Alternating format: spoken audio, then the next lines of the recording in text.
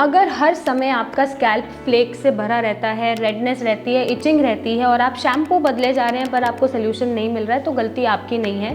क्योंकि ज़्यादातर लोग अपने स्कैल्प सोरासिस को ऊपर से ही ठीक करते हैं और वो ये भूल जाते हैं कि ये बीमारी है अंदर से आ रही है, ना कि बाहर से कोई इन्फेक्शन में ले रही है। नमस्कार, मैं डॉक्टर मेघा चतुर्वेदी आज आपको यही बताने आई हूँ कि कैसे आपको अपने स्कैल्प सोरासिस को ठीक करना है, उसको और ख़राब नहीं होने देना है और कैसे आप स्कैल्प सोरासिस से फ्री हो पाएंगे।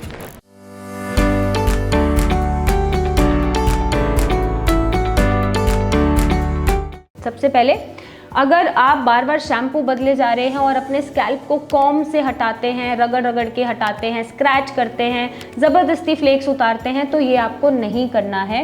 क्योंकि आपको ऐसा लगता है ये हम पहले ही कर देते हैं ताकि हम पब्लिक में जा रहे हैं, जो हमारे पास फ्लेक्स झड़ रहे हैं कपड़ों पे, उससे हमें शर्मिंदगी महसूस होती है, कॉन्फिडेंस खराब होता है, लोग देखते हैं, पूछते हैं, तरह तरह के सवाल करते हैं। तो आपको ये सब सोचने की ज़रूरत नहीं है।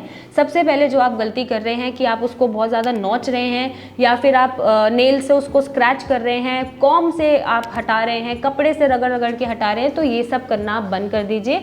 क्योंकि इससे आपका स्कैल्प खराब होता है, बाल तो टूट ही रहे हैं, साथ में आपके और इचिंग, रेडनेस बढ़ सकती है, इंजरी हो सकती है और वहाँ पे स्कैल्प सोरासिस की जगह वुंड भी भर सकता है। अगर मैं समझाना चाहूँ आपको एक एग्जांपल से, जैसे हमें चोट लगती है और हम चोट को बार बार छेड़ते रहें, छीलते रहें, स्क्रैच करते रहें, तो चोट ठीक नहीं होती है। उसी तरीके से स्कैल्प सोरासिस पे जो फ्लेकिंग है, जो पैचेस बन रहे हैं, उसको आप छील छील के, स्क्रैच कर करके अगर निकालेंगे तो वो ठीक नहीं होंगे। इनफैक्ट वो कॉबिनर्स फिनोमिना बना लेंगे, जहाँ पर आपके पैचेस और इंजरी के बाद बढ़ते रहते हैं। जहाँ पे भी आप इचिंग करेंगे नया पैच बन जाएगा, जहाँ पे भी आप छीलेंगे नया पैच बन जाएगा।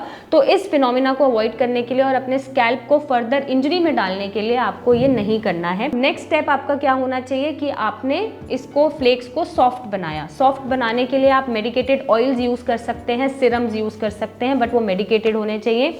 आप ऑयल को लगा के मत छोड़िए ज़्यादा देर, उससे और फ्लेक्स बन सकते हैं। बट जब आपको शैम्पू करना है उससे आधे घंटे पहले, 1 घंटे पहले, वीक में 2 बार आप ऑयल लगाइए, फ्लेक्स को सॉफ्ट बनाइए।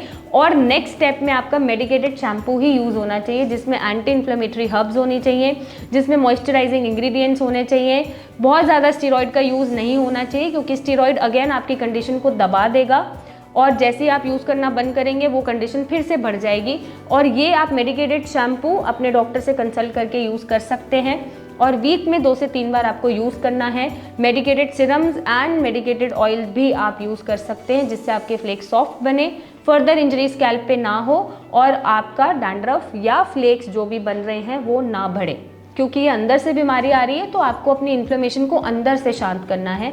अंदर से इन्फ्लेमेशन शांत करने के लिए आपको एंटी इन्फ्लेमेटरी फूड खाना है, जिसमें आप बहुत ज़्यादा नॉन वेज, अल्कोहल इंटेक, बाहर का खाना, स्पाइसेस, खट्टी चीज़ें, कुछ वेजिटेबल जो इन्फ्लेमेशन बढ़ाती हैं उनका इंटेक नहीं करना है। क्योंकि अंदर से इन्फ्लेमेशन शांत रहेगी तो आपके नए नए फ्लेक्स भी नहीं बनेंगे और आपकी बीमारी खराब नहीं होगी। तो यहाँ पर बीमारी को ऊपर से तो ट्रीट हम कर ही रहे हैं ताकि हम ड्राइनेस और फ्लेक्स को कंट्रोल कर पाएँ, इचिंग को कंट्रोल कर पाएँ, बट साथ ही साथ हम अंदर से भी अपने इम्यून सिस्टम को बैलेंस कर रहे हैं, एंटी इन्फ्लेमेटरी फूड खा रहे हैं, जिससे बॉडी में इन्फ्लेमेशन ना बढ़े। और ट्रीटमेंट ऐसा होना चाहिए जो आपके इम्यून सिस्टम को बैलेंस करता है, ना कि आपके इम्यून सिस्टम को सप्रेस करता है। जब तक आप इम्यूनोसप्रेसेंट्स पे रहेंगे जो आपकी इम्यूनिटी को सप्रेस कर देते हैं, बीमारी को फिर से ट्रिगर कर देते हैं दवाइयाँ छोड़ने के बाद, तब आपकी बीमारी बढ़ती रहेगी और परसिस्ट करती रहेगी। जैसे ही आप अपने इम्यून सिस्टम को बैलेंस रखने का काम करेंगे, अपने गट को ठीक रखेंगे, अपने लिवर को ठीक रखेंगे, अपने हैबिट्स को ठीक रखेंगे और ऐसा ट्रीटमेंट लेंगे जो इम्यूनिटी को बैलेंस करता है, तो वो आपका स्कैल्प सोरासिस बार बार रिलैप्स नहीं होने देगा।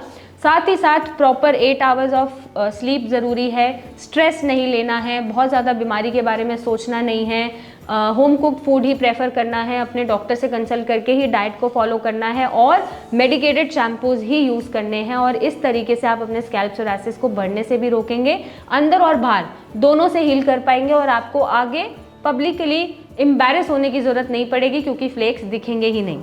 और अगर ये सब आप नहीं कर पा रहे हैं तो आप सिया से जुड़ सकते हैं। आपके बीमारी के हिसाब से जो आपको गाइडेंस दी जाएगी उसको आपको फॉलो करना है और कंसिस्टेंसी के साथ ट्रीटमेंट लेना है। इससे आपका स्कैल्प सोरासिस खत्म भी होगा और बार बार रिलैप्स भी नहीं होगा। Thank you and take care.